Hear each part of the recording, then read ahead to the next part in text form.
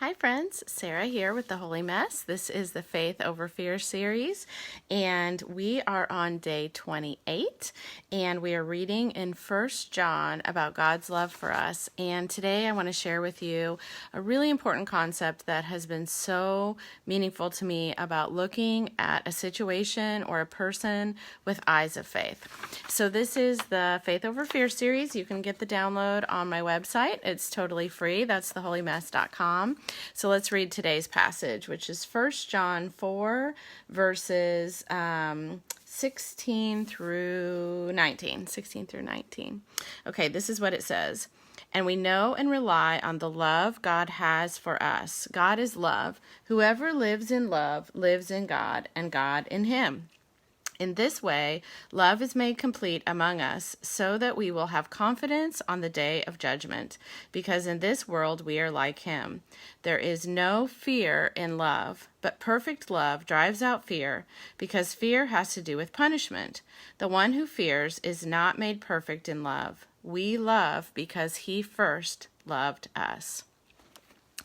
I've shared in these videos before that we have a son adopted from foster care who has really extreme behavior issues, mental health issues, and for a number of years our life was basically hell.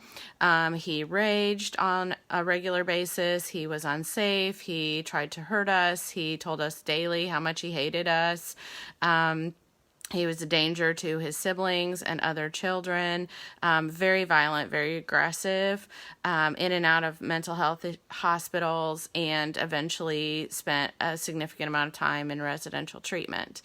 And this whole situation about broke me emotionally, mentally, physically, spiritually, and parenting him is definitely one of the hardest things I've ever done.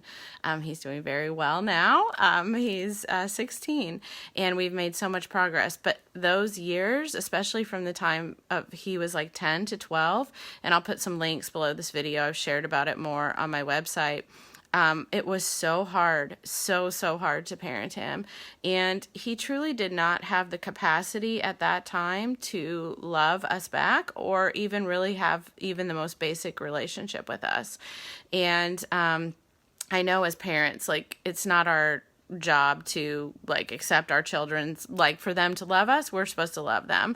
But if you have not parented a child like this, it's hard for me to put into words, but your children do love you back when you have a child who has grown up in a typical way from a very, very young age. But children who've experienced trauma, sometimes they cannot love you back, maybe not in the ways that are typical, maybe not at all. And to parent a child like that is fantastically difficult. It is incredibly difficult to be in a relationship with someone who does not love you back. And so first of all, I want to give huge hats off to the foster parents out there, adoptive parents, parents who are parenting children with special needs, mental health issues.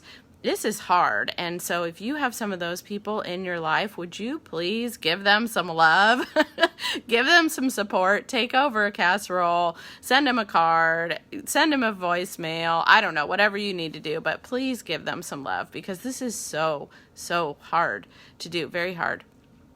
So when we were in the throes of things with my son, and it was so difficult, and he was attacking us and trying to hurt us and telling us he hated us and, you know, F you, Mom, and all these things, I came across a research study, and nothing Christian about it, totally scientific, and they had followed for a very long time children with special needs, and what they discovered is that there was one thing that majorly influenced the outcome for these children for them to be successful.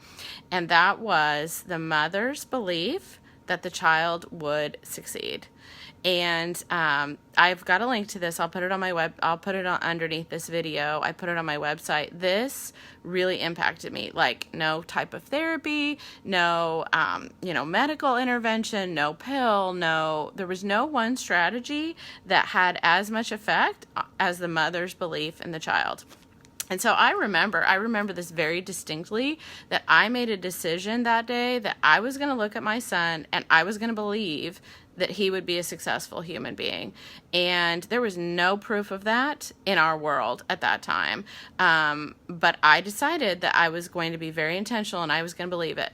So it was almost like a veil that I wore over my eyes so that everything that happened in all these different situations, I was looking at it through the veil of this child is going to succeed. And it wasn't this research study obviously wasn't Christian, but I started looking at this through a faith perspective because I couldn't do it on my own. I could not love him on my own, to be totally honest. It was so hard that I needed I needed God to come in. And the only thing that made this possible for me was the Holy Spirit at work inside of me, that I was going to love this child who did not love me back and was in fact trying to hurt me. And I was going to choose to believe that he was going to make it, that God had a bigger plan for his life. I was very intentional about it. And it was hard. It was so hard. One of the hardest things I've ever done in my whole life. But I was going to look at him with the eyes of faith. I was going to believe that he was going to make it. I was going to believe that he was going to be successful. And it changed a lot of things. And this was a small shift, okay? This was like a minuscule little shift that happened day by day. But what it was is when he would make this incredibly horrible decision, instead of like, oh my gosh, this kid's going to end up in jail, he's going to end up dead, he's going to end up killing someone, it was instead me saying, okay, we've had a pretty major thing happen here, but he's still going to make it. Or even when he was in residential treatment, okay, I love him dearly. He can't live in my home, but he is my son, and he is going to make it. And we are going to make it. And I believe that God has a bigger plan for this. So that was for me, looking at things through the eyes of faith, is believing that God had a bigger and better plan and that we were all going to make it. And I want to make sure that I make something very clear here, that looking at someone or something with the eyes of faith does not mean like this blind acceptance, because I think we all have been around people at different times where they sort of have this blind, naive acceptance, but it's not like looking at reality. And that's not what I'm saying. What I'm saying is that I was very much looking at reality. I could see how bad things were, and I was not ignoring it, and I was not trying to get all the help we needed and just kind of coasting. I was not coasting, and so it's not a blind acceptance, but it's looking at it with the eyes of faith, doing everything you need to do, and saying, we are going to make it through this, and we are going to come out the other side, and God has a plan. And I would also say it's not trust. There were many times I did not trust my son, and he didn't deserve my trust. Trust is earned. That is different than what we read about in this passage of God's love. Love and trust are two totally different things, and looking at someone with eyes of faith is not the same as trust. You have to earn trust. He had to earn trust, and there were times he had no trust. I had no trust.